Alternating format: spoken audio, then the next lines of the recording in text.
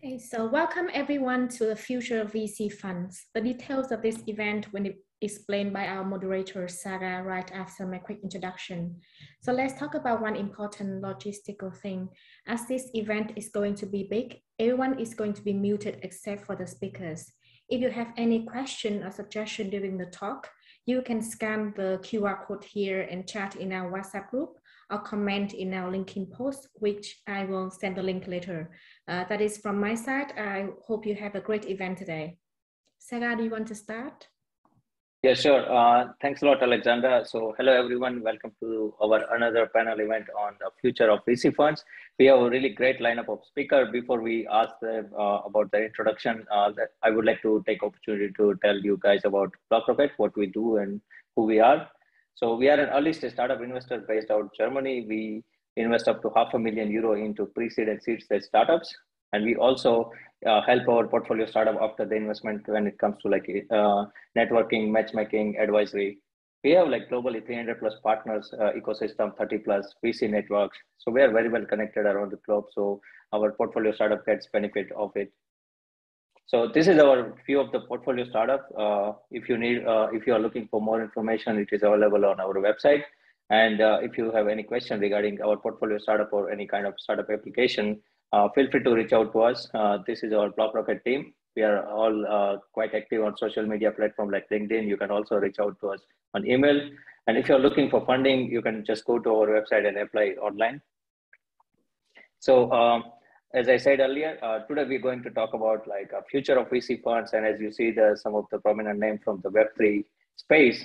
Let's start the event with introduction. And so I would like to ask Tracy, of course, ladies first. So Tracy, welcome to the panel. And how about we start with introduction?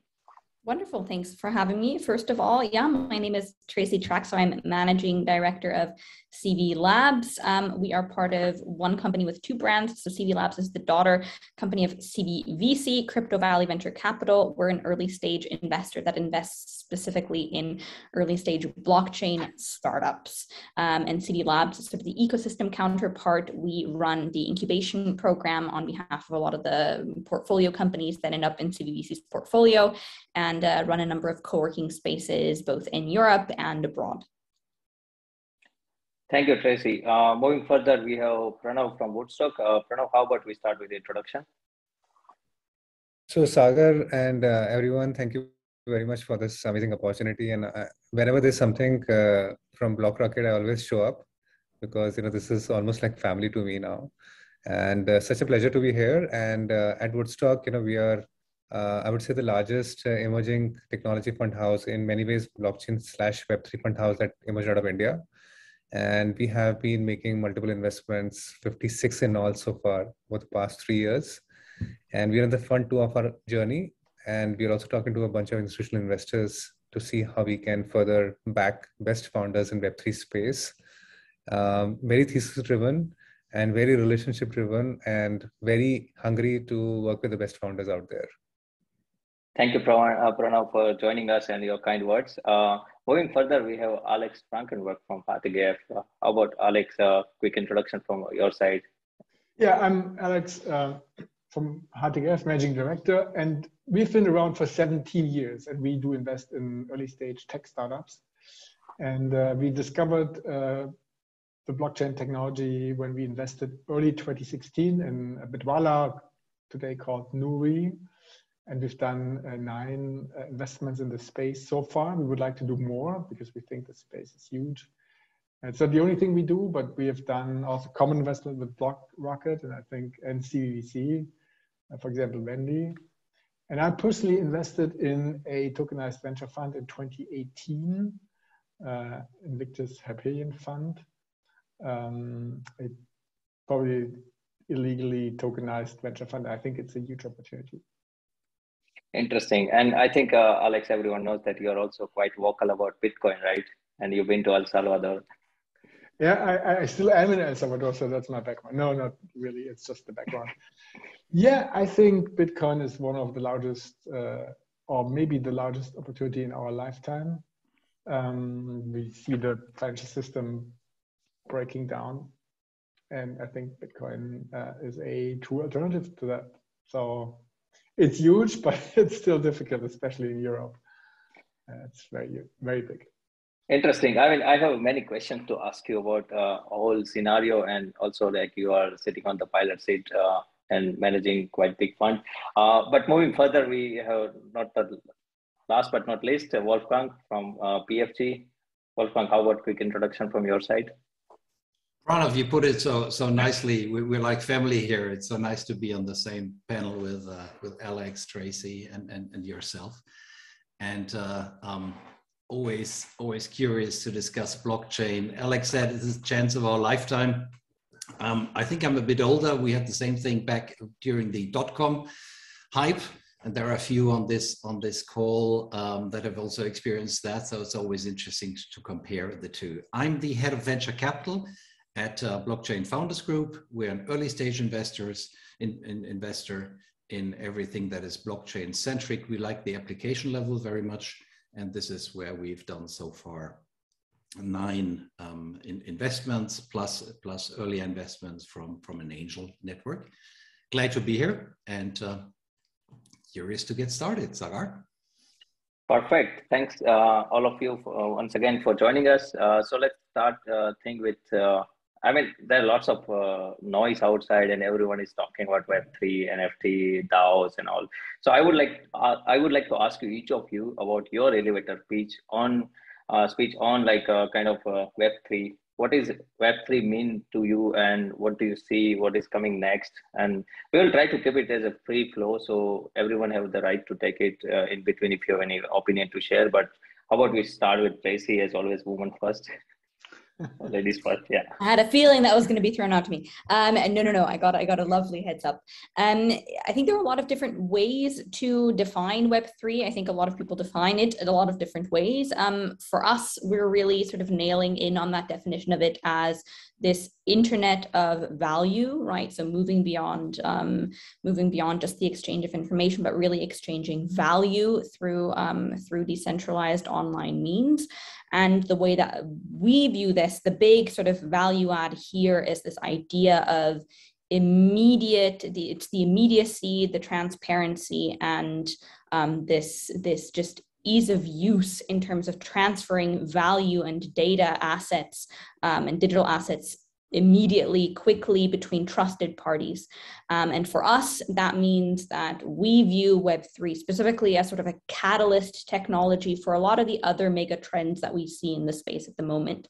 So everything from AI, robotics, etc., is something that can benefit from this idea of an internet of value, this exchange of value through an immediate means. So for us, that's sort of the true benefit that it brings. Interesting. Who would like to go next? Alex, Pranav? I can. So I would like to elaborate on what Tracy said, like internet of value.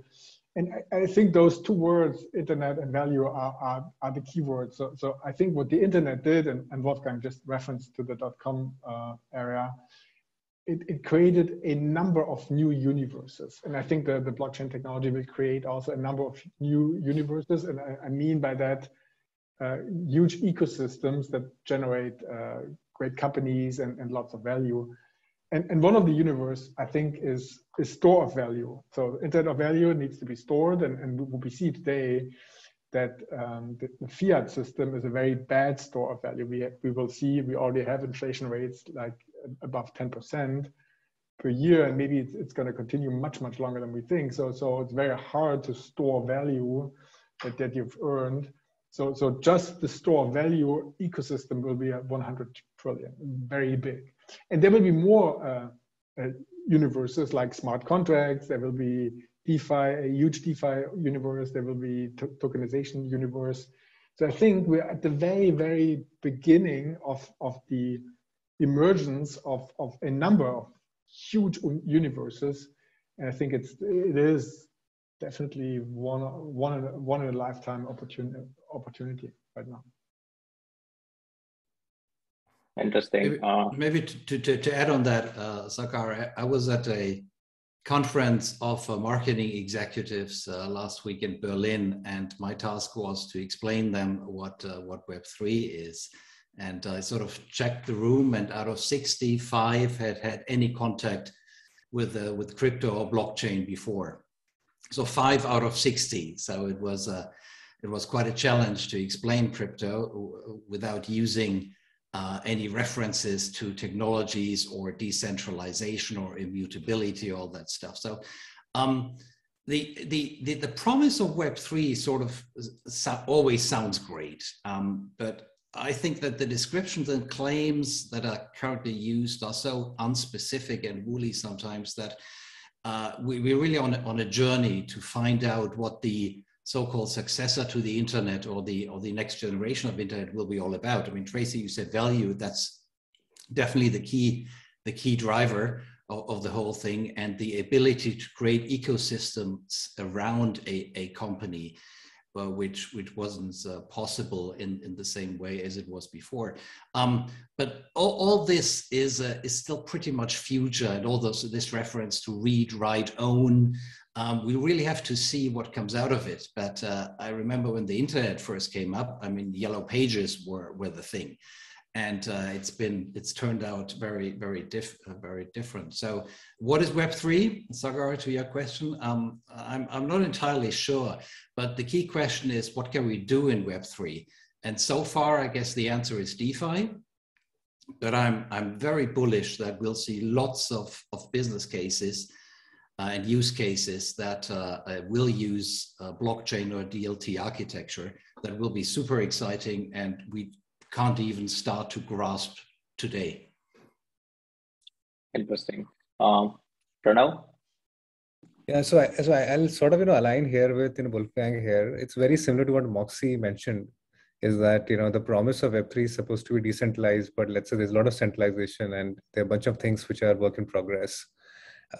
So I think definitely the current Web3 is not the Web3 that everyone imagined it to be.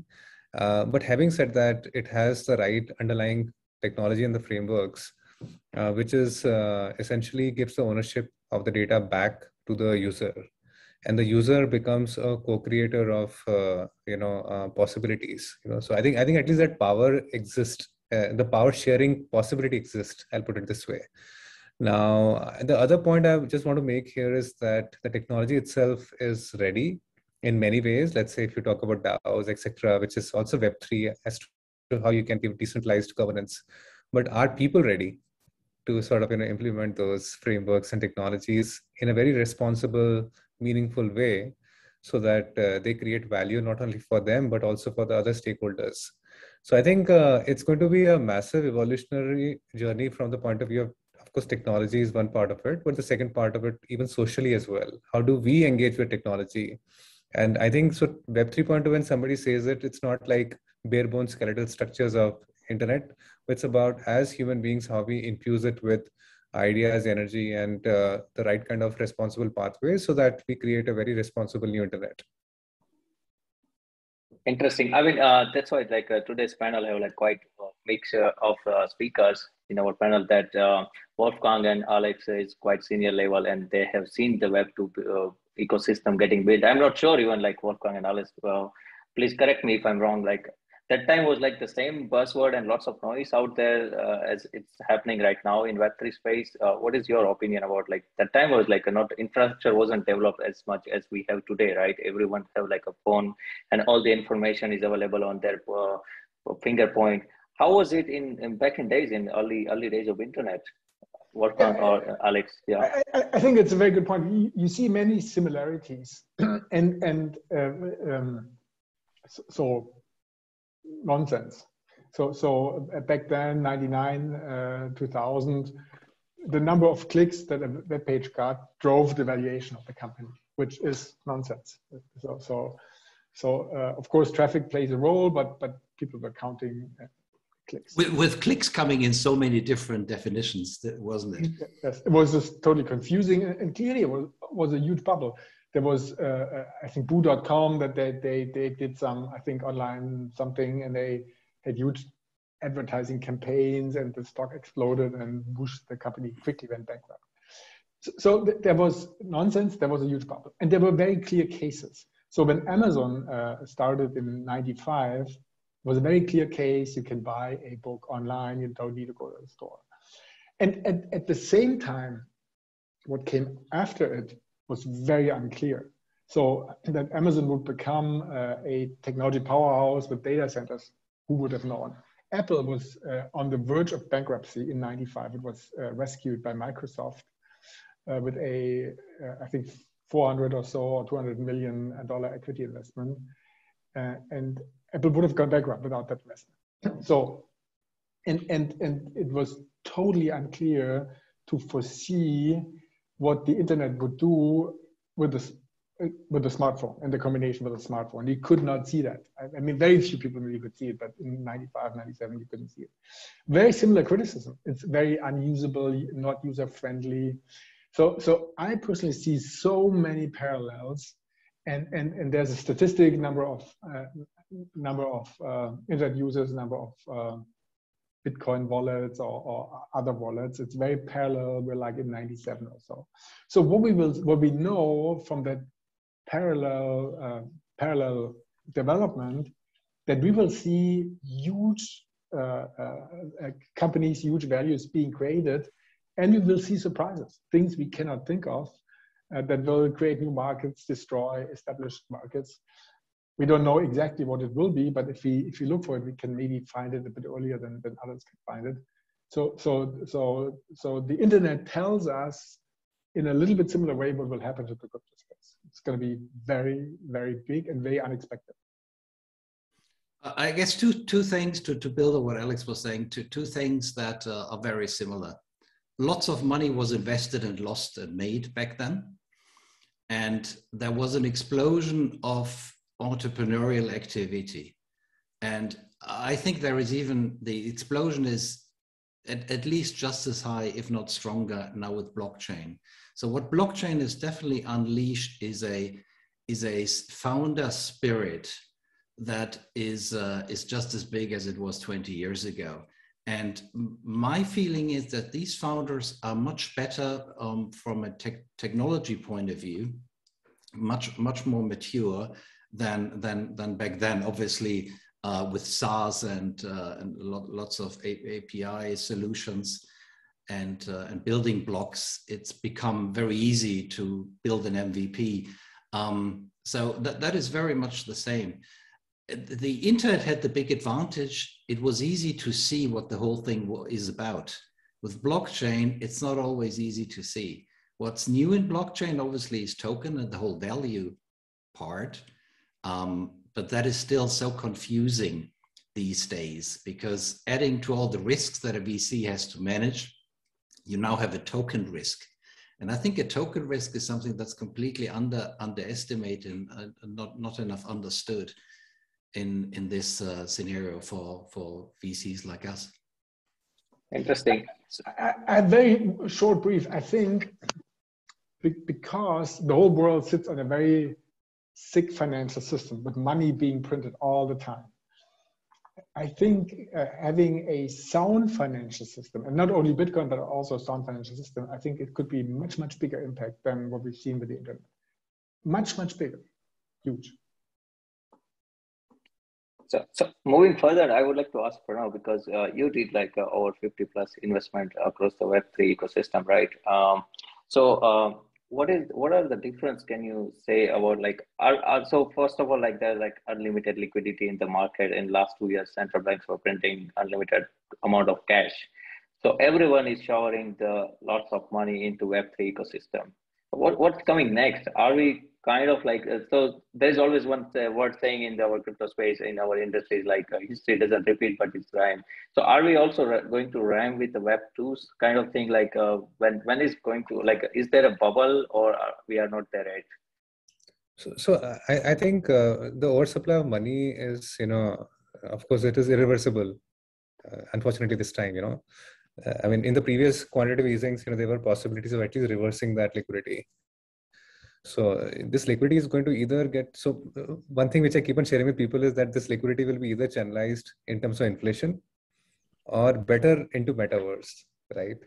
So, and the reason is very simple. The reason is twofold. One is that nobody wants inflation. Everyone wants money, but nobody wants inflation. So what do? You inflate assets which are into virtual space, right? And I know it may sound as if, I'm trying to talk like a Ponzi or something, but what I'm trying to say here is that a market which is so small and there is no basis for valuation, and there are so many eager consumers of capital and essentially participants who are waiting out there, they will eventually land up sort of consuming this a lot more. And of course, in this entire, you can say, juggernaut, there is also layered economics with gaming, layered economics with learning, and there are so many more things which will emerge over a span of time, that this will create gamification on a massive scale, with or without blockchain as an underlying technology. So the point I'm saying is that whichever way I looked at macro, and I looked at Fed rates, and I looked at how the geopolitical situation is shaping up, I just could not see any scenario wherein, let's say, the money will not flow into metaverse. So that's my take on what it is. Now the question is that whether this is fundamentally going to is it like fundamentally going to stay that way, or is it going to be like a rising ship, or let's say a rising tide, with a ship, etc. And of course, it's going to create bubbly situation, and the fundamentals eventually have to catch up. So if the consumers do follow the capital, and a lot of talent which is already there lands up fulfilling the promise of building the things which have been committed, or let's say put together in white papers, then we'll be in a phenomenal shift, tectonic shift, as a civilization or as a humanity. So at least that possibility exists with us, because it is not only about blockchain, it is about convergence of various emerging and traditional technologies layered with economics, and which can create futuristic applications, and essentially giving a toolbox in the hands of communities which can, and they can further solve their own problems over a span of time.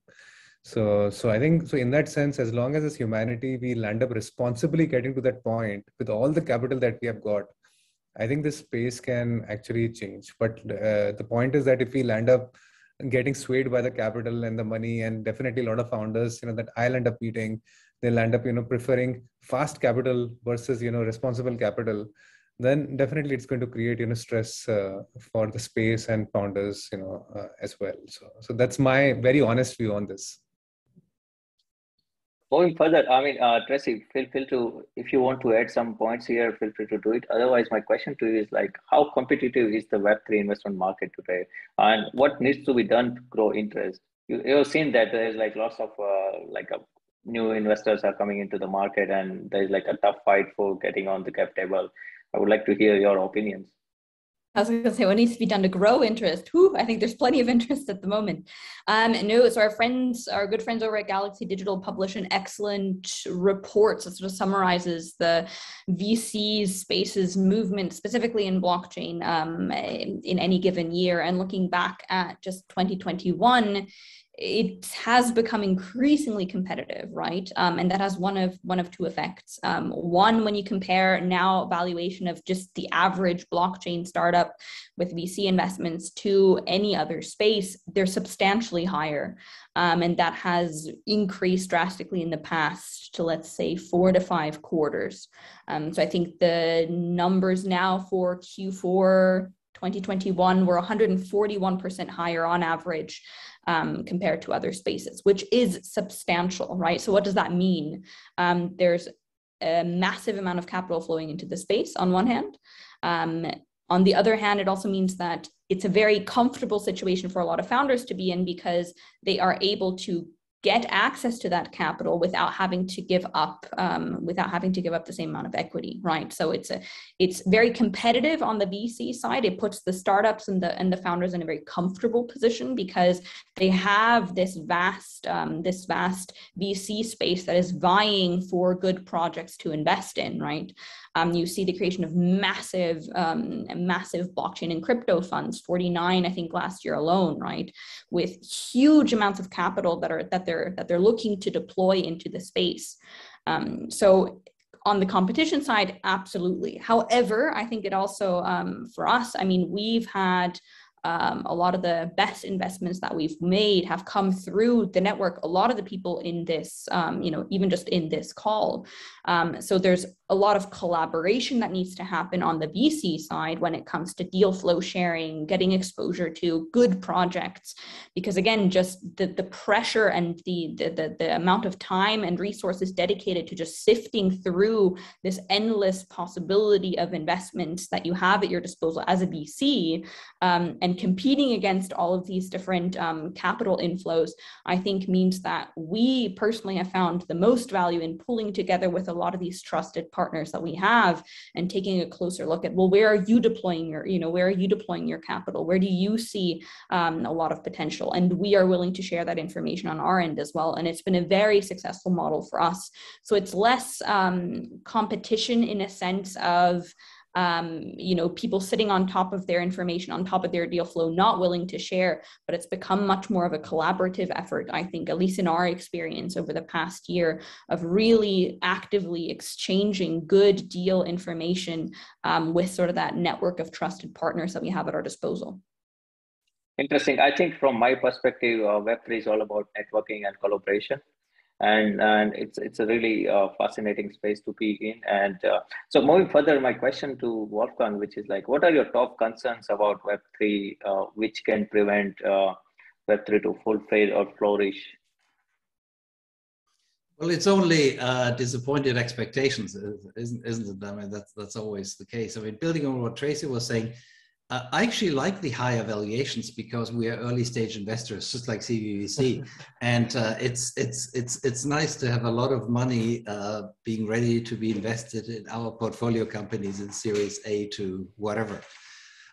So it's not the worst thing, and it probably doesn't make a big difference in terms of return if you invest at 10 million or at 15 million at the seed stage. Having said that, I mean, that's a lot more than it used to be. I mean, previously a seed stage wouldn't be more than, I don't know, 5 million, and now it's easily 15 million. And I mean, we've had plenty of cases where you had serial entrepreneurs that raised money based on a PowerPoint slide deck and got away with 20 million, and probably justly so, or possibly justly so. So let's see. So in terms of risks, I mean, obviously, blockchain is still widely misunderstood because many people equate blockchain with Bitcoin, and then they think of the environment, and so they don't really see the big picture. And the other thing is that Bitcoin, when it goes up or when it goes down, it just drags the entire market with it. So there is a clear correlation. Alex will be happy that Bitcoin is up these past days, and so is probably everything else. The whole segment still gets treated as one, which it shouldn't, and it probably won't in the future. And then you obviously have some inherent risks like Tether, which is a construct that looks super shady from the outside, and it'll be interesting how the community will deal with that going forward. I mean, its share of Bitcoin transactions or swaps or whatever it's called is reducing, but it's going down, but it's still fairly high. I guess what we really need to get right is we need a lot of blockchain education in corporates, because it's great. We are VCs, we have the time to read things and study and have an exchange. But when you're in a corporate world, your day is full of meetings and you don't have the time to really study a new subject. And I don't know about you, but it took me quite some time to understand blockchain. And I would still call myself a beginner, but I guess we all beginners because it's happening as we speak anyway. What's the concern? I mean, obviously something happening around the cryptocurrencies with Tether, everything that's correlated that shouldn't be correlated, especially Bitcoin being the lighthouse in this area. Crypto wealth being the hand of a few people is completely contrary to the whole idea of decentralization. And then obviously education, where we can't do enough. And that's why I'm glad to be on that panel, because I think every little bit helps. And I learned from discussions on YouTube from Andreessen Horowitz videos and everything else. So it's good to have this discussion. I think coming to your, I would like to make a little remark, Wolfgang. Bitcoin is not up. It's getting warmed up to go up. It's not up yet. Not at all. So, but maybe one more remark. I think what's different in the financing space, the Web3 space is hyper competitive on the financing side. What do I mean by that? There's of course the traditional venture capitalists, but there's also the entrepreneurs who have money, or the crypto space finances itself. So tokens, Bitcoin, but also tokens who appreciate in value are a very shortcut inside funding source for funding of new startups. And then there's also these, for example, the stable coins, huge capital pools that all of a sudden accumulated. We have Luna now investing 10 billion into Bitcoin, which is the reason why Bitcoin is warming up to get up now.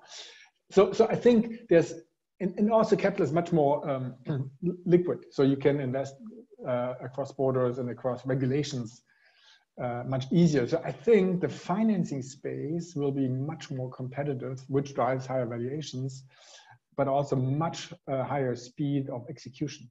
So the traditional VC speed of doing due diligence over a few months and weeks is way too slow. You have to decide more or less on the spot very quickly within a few days, maybe 1 or 2 weeks at most, which is a huge opportunity for bubbles and wrong decisions, but also entrepreneurs to move really fast.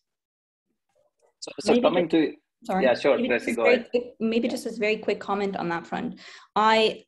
I think it also, at the end of the day, it also is a good thing because it raises the expectations that startups have when they come and ask a VC for money. You as a VC now have to offer quite a bit more, not just in terms of capital, but in terms of the network and the mentorship and the just sort of value add that you give to that particular startup, because they can get capital from a fund, right? They don't have to come to a VC. So it raises the expectations of the contribution that you as a VC make in terms of the network and the expertise that you bring with you.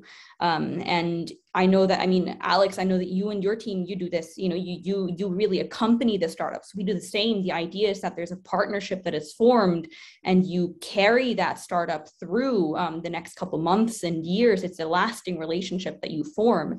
And I don't mean that just to, you know, just to sound cute, but it's genuine. It's genuinely lived that way, because the expectation really is that our value to them is this network of not just investors, but also just of mentors, people in the space, service providers, et cetera, that we know that we are able to contribute and help them as they continue on that path to growth. Yes, I'm totally agree with you. So for our viewers, whatever Tracy said, we are doing everything at BlockRocket. So if you're looking for funding, you can go to our website and apply for funding. So we just don't write the checks, but we also offer all kind of help with just like Tracy mentioned. So coming back to Alex, to your thing, but Wolfgang already mentioned, like back in days, the valuation was like 5 million and now it almost 10x, right? So 50 million valuation. So you are running like one of the biggest VC firm based in Germany, right? Like semi-government entity, approximately $1 billion or euro asset under management. So what are the necessary steps you guys are taking to speed up the due diligence process? So I would not say like you guys are totally Web2 VC, because you did a couple of deals in Web3 investment side also. So what are the necessary steps you guys are taking to speed up the process? Because in crypto side, things move at rocket speed. And in Web2 side, the things are a little slow, like a couple of weeks and months takes in due diligence. Totally. I mean, we've done many investments, so like 670 overall over the 17 years. And we're a little bit slow learner, but doing so many investments, we do learn. And what we've learned is there's only a few decision points that you really have to look at. And you have to be much more focused on the key decision points and a bit more risk prone to make decisions without fully understanding the whole thing. So we try to speed up, but we also try to go earlier. So I think, as Wolfgang said, the earlier you are, the more you benefit from rising valuations. And we're also active sourcing. That's what we do. We scrape databases. We try to find founders that are not even fundraising yet. So we talk to them and try to offer an investment or understand the companies without them fundraising. So it's like a combination of things, be faster, focus on the key points, take more risks, I guess, be earlier and be more proactive. Interesting. Coming back to Wolfgang's education remarks, so I think our panel events are also like one of the education purpose event only. We are not like actually talking about our portfolio startup. But Pranav, what do you think about like educating the corporates and all like retail people, those who are new to the space, right? I mean, there are lots of information out there, but I think if I would consider myself also as a beginner, then it's really hard to like where to start. Do you have any like few key marks where people should go and look into like some of the articles or read this kind of information? What are the best way to start with like learning about blockchain and all space? So Sagar, here, let's say, I would say this space is swimming in jargons, if you ask me honestly, So, there's so much of technicalities, that we project to users. And I would say people who are willing to, let's say, contribute to the space, that eventually it creates a wall for many people to sort of participate in a meaningful way. But I think what I just mentioned may sound very harsh, but this was actually true maybe a couple of years back as a fact. But now things have changed in pockets. So let's say if you go to US, or let's say you go to certain parts of Europe, you will see that there's a lot of simplification of information which has happened over a span of time. So there was a point at which let's say visiting A16Z website, or let's say looking at certain Twitter handles, or let's say reading certain books, was something which people looked at for digging through very simple information so that they could make sense of what's happening there and sort of build a worldview. But I think things have reached a point wherein there is so much of information which is available. There's so many people who, especially in this cycle, who came into this space, who are sort of simplifying this. There's a lot of stuff which has happened around creating, let's say, doing multiple hackathons, creating spaces where people can learn. But still, there is a massive gap when it comes to real education. I think the real education will come when this actually permeates into curriculum in many ways. And let's say people also land up learning languages and building simple applications so that, participation in Web 3.2 actually becomes much more democratized. So how far are we from that point? We are very far. I mean, at least I see that there are a lot of online courses out there. This is being built by various foundations who are definitely funded extremely well, but also by various others platforms. I'm just putting it out, like let's say Morales, for example, which is a portfolio company which has, let's say, engaged with, let's say, about 100,000 developers and supporting them in terms of simple way of building on this platform. So I think so the point I'm making is that this is work in progress, but probably in a couple of years as the education grows, we'll be in a situation where this will become like a very easy toolbox which is available to people. Now, question is that what about corporates? Now, corporates are usually the final frontier because they're usually well entrenched there in their existing ways of working, and essentially they of course will dismiss a lot of these things as fads and as things which will evolve over a span of time. And it is also a fact. So if I sit in those shoes as a CTO or as a CEO, then definitely this is something which has to evolve to a point wherein I can simply consume it. So the point is, if you go to corporates and if this is about them buying Bitcoin, that's one conversation. But if it is about them implementing blockchain as a technology, that's a totally different beast altogether. Interesting. So my next question is open for all. I mean, as we all are investor in Web3 ecosystem, so what do you specifically look for when it comes to investment, right? What is your investment thesis, and what do you look for in specifically in founders? Maybe start with like, who wants to go first? I personally, I really think that the Bitcoin blockchain is the only true blockchain because the only truly decentralized, it's not under control of anyone, but the limited 21 billion stuff. So I think what's really, really, really interesting to build on that true blockchain second layer applications or third layer applications. Because I think building on the Bitcoin blockchain could really utilize the pure properties of the Bitcoin blockchain in a way that it creates unique opportunities, USP. So there's very little, and definitely those people who do that, coming out of the Bitcoin ecosystem, they're not looking for institutional money because they have access to people who have funds, I guess. So the other space I think is really interesting is tokenization of assets, because the way we transport value in traditional assets is extremely inefficient and over-regulated and slow.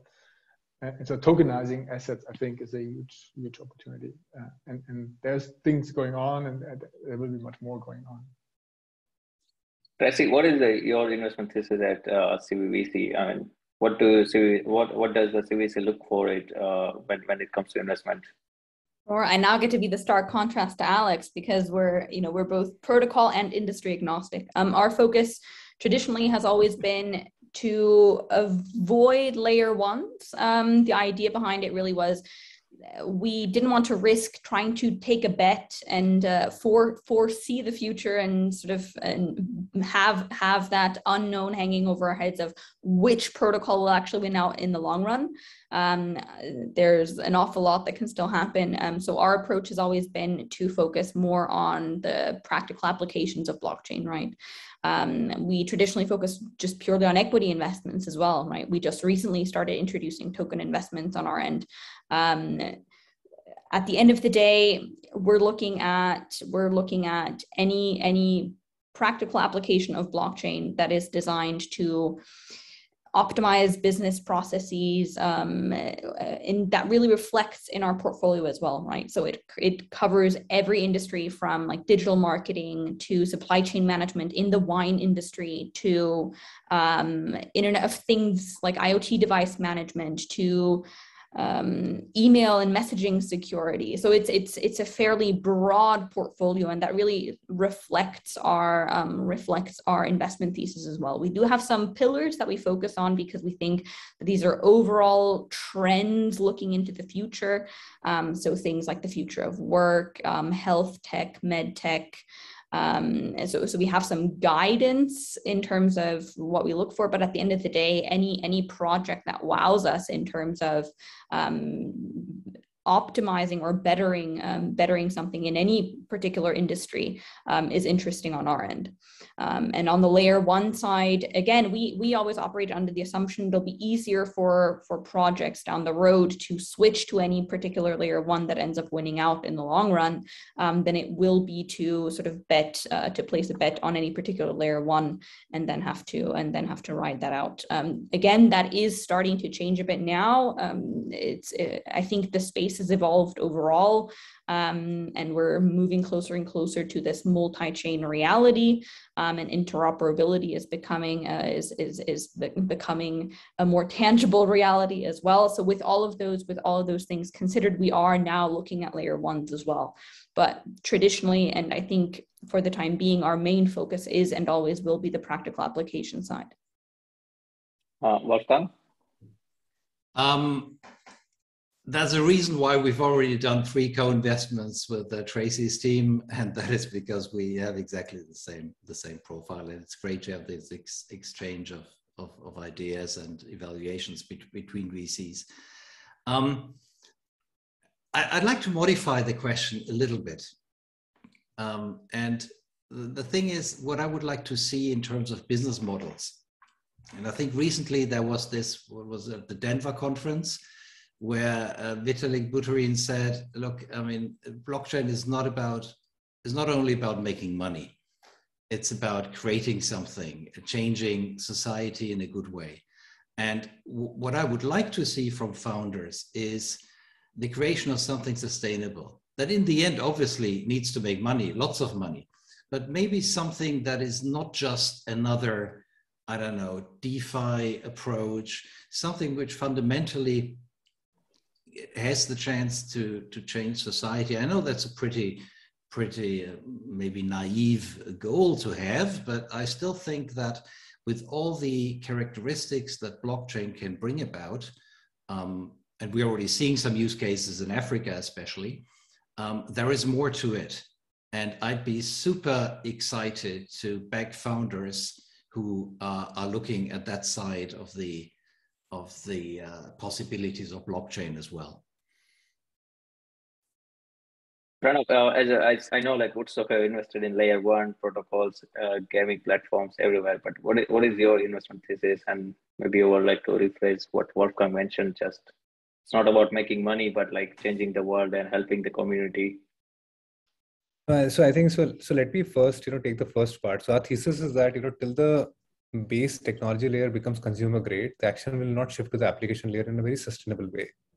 So that's something that we have been holding for a while now, and we are already seeing that the space is becoming a lot more mature, especially the base technology layer is becoming a lot more mature. At least people understand the trilemma. There is significant scaffolding around it. There is a fairly large committed ecosystem which is there, and that basically makes things a lot more robust. We are very excited about the middleware. Middleware are like you can say the nuts and bolts or the moving parts which are necessary for the application layer to be built out. So we are right now extremely bullish on the middleware, and these could be oracles, indexing tools, bunch of things which are out there, which are which are chain agnostic, but which are very necessary for the applications to be really, truly, you can say, doing what Web3 is supposed to do, which is decentralized and giving ownership, back to the user. So this is where I think the value, we believe that the value will shift from the base layer as it becomes consumer grade to the middleware, and from middleware to the application layer. And since, any new technology, or let's say, especially something like blockchain, which has an incentive layer, the dabbling has been a lot more in finance side early on. And I call this financial engineering on steroids, essentially, because all sorts of permutation combinations in all the chains have been tried, experimented, etc. And many of them have become hugely scalable and successful. And then the other part is definitely entertainment is another big preoccupation, especially when data has become so cheaper. Mobile devices have become so omnipresent that the entertainment is actually is available in people's hands. So NFT, what's happening in creators economy is of a lot of interest as well. So our thesis is that we are investing into infrastructure, DeFi, tokenization, both fungible and non-fungible tokenization, and Web 3.0 protocols. Web 3.0 protocols is basically the middle layer, and your infrastructure is your fundamental layer, which could be software infrastructure, could be hard infrastructure like exchanges, custodians, etc., which are very regional plays, but which are going to be the pathways or the toll roads from where the movement is going to happen. And then definitely the application point of view, it is largely, I would say, the for the sake of simplicity, I will put it as finance and gamification or gaming as a play right now. Now the question is that I totally agree with you that the blockchain or any technology for that matter, any human activity, let me just make it beyond technology. Any human activity has to have a component of creating impact for people around you. I mean, otherwise, there's no difference between us as humans and other animals. I just put it this way. So the same context, and I'm sure Vitalik also mentioned in the same breath, that if you have such a powerful tool, such a powerful technology, why should it be used only for applications and apes and so on and so forth? It can be used for climate change, creating impactful applications which are efficiency drivers, and can create impact in and basically bring the last mile 2 billion people into, let's say, the mainstream in whatever way, through inclusion, expression, etc. So I totally agree. And my personal view here is that fortunately or unfortunately, we live in a very capitalist world. So essentially, as these beacons of applications rise, they will create inspiration for people who are on the fringes of the society to feel empowered and build formidable applications further. And that would be a pathway for inclusion of these people and for these communities to be involved a lot more. Because my personal point of view is that changing a societal construct is going to be extremely complex, but making this technology available in the hands of common man to empower communities is going to be a much better pathway. So I would rather align with Wolfgang's previous argument around education, awareness, empowering not only, let's say, individuals, corporates, etc. And it's not, if I may add, it's not a compromise between making money and having some ideas to enhance society in its own. I think blockchain needs to rebrand itself because it has a fairly tarnished image, because blockchain is Bitcoin. And I'm not saying anything against Bitcoin, Alex. I'll be glad to get your stamp on Monday. But blockchain is always connected to Bitcoin, and people have this negative association with it. So if it's possible to show the world that blockchain actually allows applications that forward and advance society as a whole in a non-capitalistic way, all our investments will benefit from it, because companies and people will be more open to blockchain technology and not be closed because they just think of, I don't know, wasted energy in nuclear power plants or coal plants or whatever. So it's in our interest to also advance these social use cases. Understood. My next question to Alex, which is like how Germany can become a crypto hub, because Germany is somehow lacking in terms of like lots of talent is flooding outside of Germany, and I think you are the right person to ask about it. So I would like to hear your opinions and views about it. How we can become the global crypto hub. Yeah, I mean, there's a positive and a negative answer, and the negative, it's a little bit of a joke. How can Germany become emigrate out of Europe? So what I mean is, there might be some very negative regulation coming from the EU that hampers the crypto space significantly. So if non-custodial wallets are outlawed or restricted from a AML money laundering perspective, of course that will hamper the DeFi space significantly. And people are moving away. We've seen a big movement from Germany to Portugal, which still is the EU, but has more friendly regulation. And then, of course, out of the EU, Switzerland, of course, would be. So on the positive note, Germany has been the source of many great developments in the crypto space. So the Berlin scene, and all over the place in Munich, and Germany's not so much centralized. So I think Germany brings all the properties, entrepreneurial spirit, brings technical skills, brings a good understanding of the weaknesses of the financial system, like the 100 years ago, the inflation, it's still in our minds. So I think on a positive note, I think Germany could be really one of the centers, which it today is. But it seems like it's falling behind, as it did in many other industries or technical developments. Of course, living in Germany is very positive. So it's safe. You can jog at night in most of the places, and a good infrastructure mostly.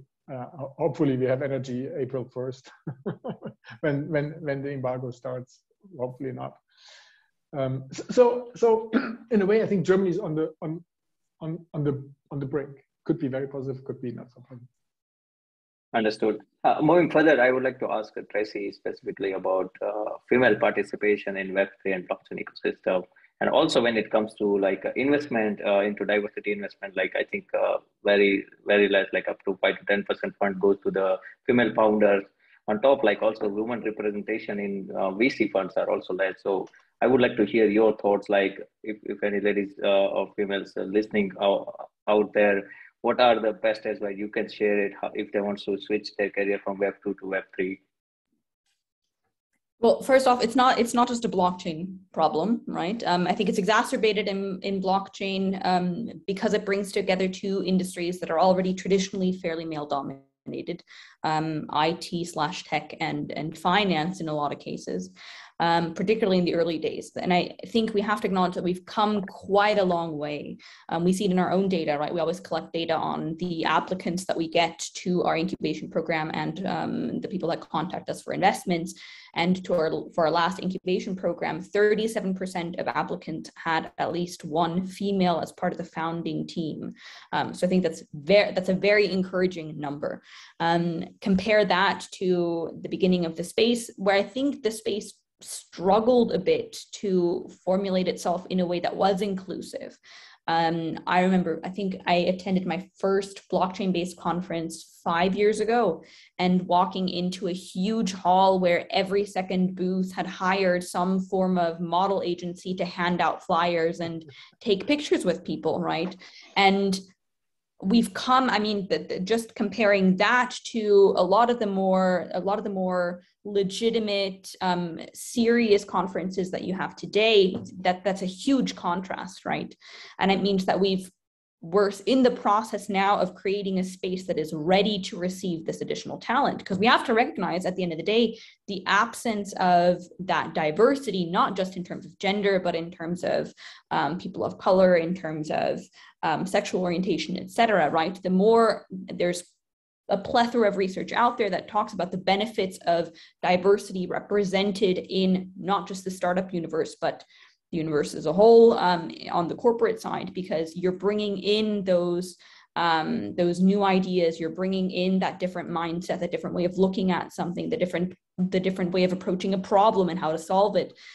So the space and the industry as a whole stands to benefit from being more inclusive. And I think we're making good headway. There are an awful lot of initiatives currently out there to push STEM, to push blockchain education towards women, towards the disenfranchised, towards all of those diverse communities. And I think that those are starting to set in. So in general, I think we're on a fairly good path. There's always room for improvement, right? And that will never change. At the end of the day, we can always do better. But I think we have to acknowledge we've come quite a far way from where we were 5 to 6 years ago. Just based on my own personal experience and the discussions that I've had with other females in this space, you're seeing more and more females that are prominently on stage, that are prominently talking about the subject at conferences, that are publishing research in the area, et cetera. And it's just, the more you see it, I think the more you are encouraged and less intimidated about participating yourself in the space. We talk a lot about representation in Hollywood, et cetera. I think the same goes for any space, right? The more you see that it is possible, the more you start to believe that it is possible. So we're working on it. We're getting there slowly but surely. Interesting. I have many questions to ask, but we are running out of time. So I would like to quickly ask 2 questions. First one is about category of risk in the VC brain.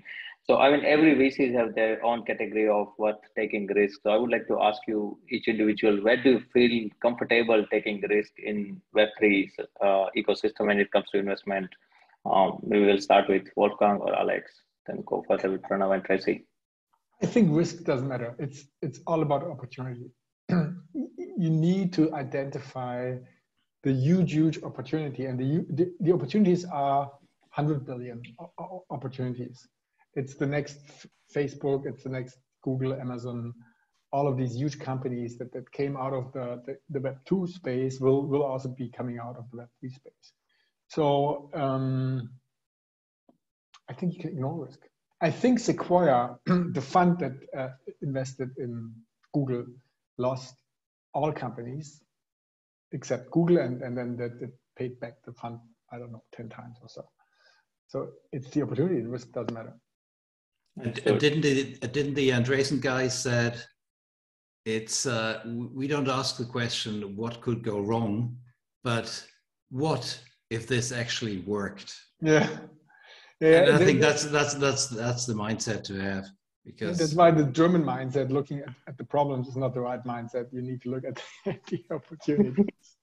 Yeah, but we have 10 types of different risks: market adoption, product, market size, timing, competition, and all of that.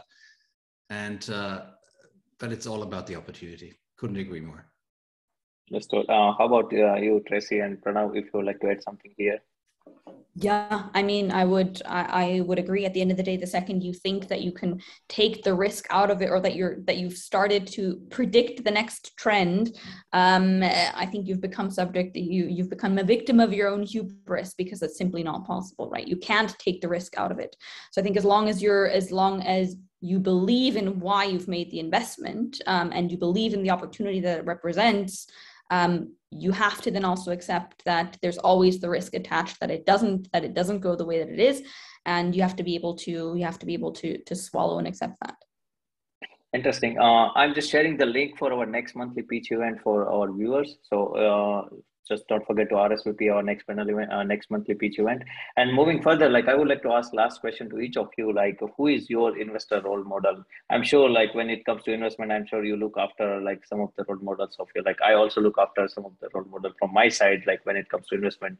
So I would like to hear your opinions. Let's start with Pranav. And I think Pranav, I missed you in the like last question about risk taking. So you can basically combine both the answers if you like. Sure. So I was just thinking probably it's like a buzzer round and everyone says opportunities. I'm like in for opportunity. But I would just say that it is also about, sort of managing cycles, macro risk and micro risk. And there has to be, I would say, enough sanctity around money and capital.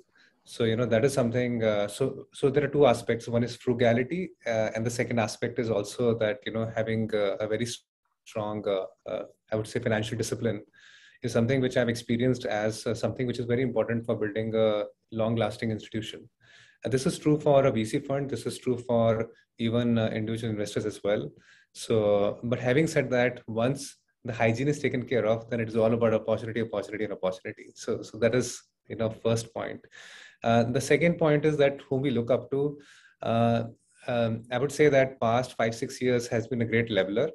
And build great friends in the space across the top tier funds and across geographies. I've realized that you get to learn from everyone massively. So if I single out and say that, hey, I look up to A16Z, it's almost like saying that I only learn from them. So I would say that there is so much to learn from everyone. Let's say from Wolfgang also, let's say when I observe him, I see that what shift he has made from private equity space to actually looking at this very objectively and very openly. And let's say Tracy, for example, as a woman, and sticking her neck out for the past 5 years, there's so much to learn. It's not easy. It's to navigate this complexity. And of course, as somebody, Alex, you come from traditional space and having a very large fund and still having this agility and nimbleness to look at this space, which is so chaotic and so messy and so unorganized, right?